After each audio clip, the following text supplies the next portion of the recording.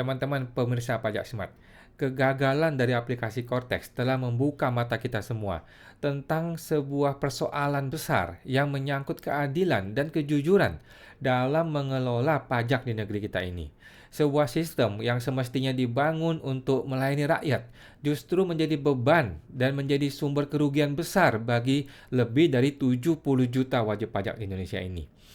Seperti yang kita ketahui, dalam pengadaan aplikasi Cortex menelan biaya lebih dari 1,3 triliun rupiah.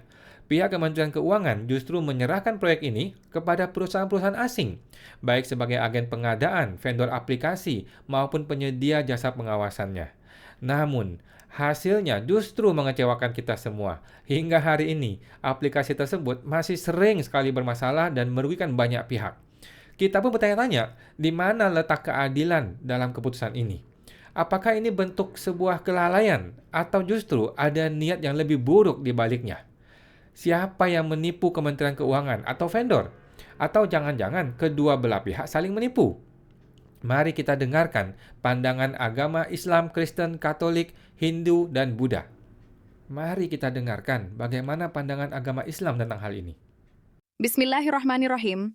Saudara-saudara yang saya hormati, hari ini kita akan berbicara tentang aplikasi Cortex yang telah diluncurkan oleh Direktorat Jenderal Pajak, yang menghabiskan lebih dari 1,3 triliun rupiah dan kini sering mengalami masalah, merugikan sekitar 70 juta wajib pajak di Indonesia.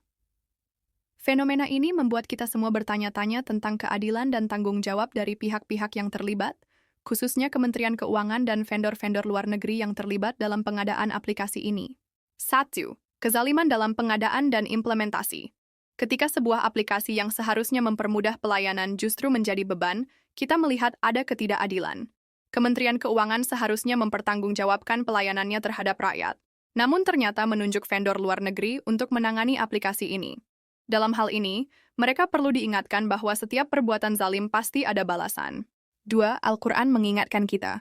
Allah Subhanahu wa Ta'ala berfirman dalam surah Yunus. Kemudian dikatakan kepada orang-orang yang zalim, rasakanlah olehmu azab yang kekal, bukankah kamu tidak diberi balasan melainkan setimpal dengan apa yang kamu usahakan? Al-Quran, Surah Yunus, ayat 52. Ayat ini menegaskan bahwa setiap tindakan zalim pasti akan mendapatkan balasan yang setimpal.